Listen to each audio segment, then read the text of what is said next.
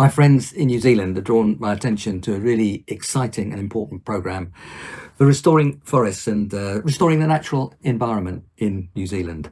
I wanted to express my great enthusiasm for this project, for its originality and for its importance to New Zealand and to the world more generally.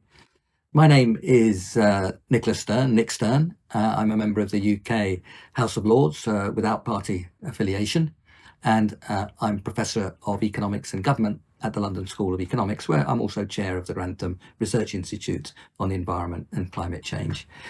I'm largely an academic, but I've spent my time in the Treasury, the kitchen of policy in the UK, and I was earlier chief economist of the World Bank.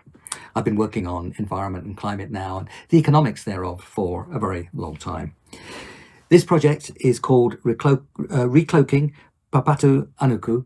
I'm not going to try again at pronouncing that. I'm sure my pronunciation was not very good, but I'll talk about it as the Recloaking Program. This program has real scale and ambition. 2 million hectares over 10 years, roughly 8% of New Zealand's land area to be restored with original indigenous forests. It is ambitious in terms of those numbers, but it's commensurate with the scale of the challenge and the problem.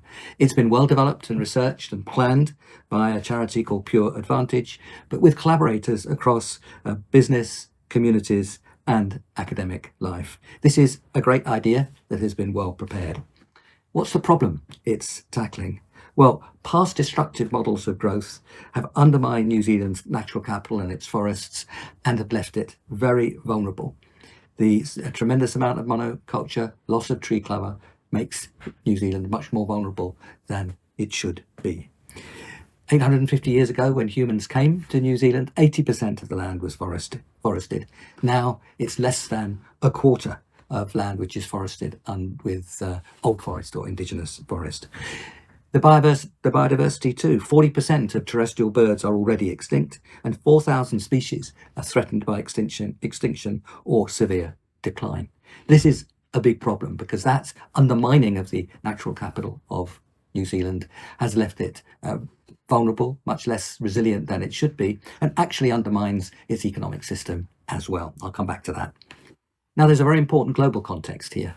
This next 10 years or so will be absolutely critical, decisive in determining whether we can stick with or stay with the Paris targets of well below 2 degrees or efforts to 1.5 degrees centigrade increase in average global surface temperature relative to the second half of the 19th century, our usual benchmark.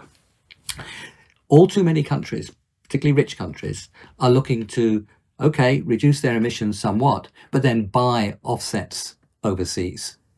Now, not all countries can do that. It's the sum total of emissions reductions that really counts. And New Zealand has one of the highest proportions amongst OECD countries of intended purchase of emissions reductions overseas. And all too often, those purchased offsets, as we call them, are of dubious value.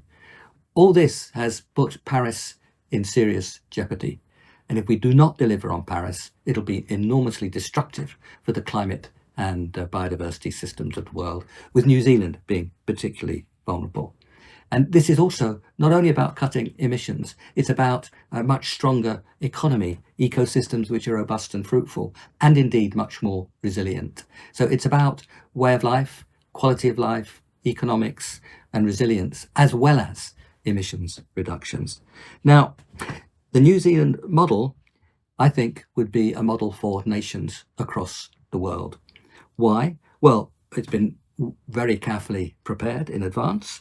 It tackles a shared problem, a problem that occurs right across the world. And it shows how to develop a program based on local indigenous knowledge, community action, and rigorous analysis. So in these ways, it would be a very powerful model for the world. So what about the business and economic case? Well, the program would cost about $12 billion over 30 years. That is roughly equal to the losses from the 3 storm events in the first few months of 2023. So that's the rough order of magnitude of what this would cost in terms of execution. But you can already see how big its contribution could be in relation to overall damage from climate events, of course, if others in the world move similarly and follow that model. The cost of reducing CO2 associated with this program would be about $30 a tonne.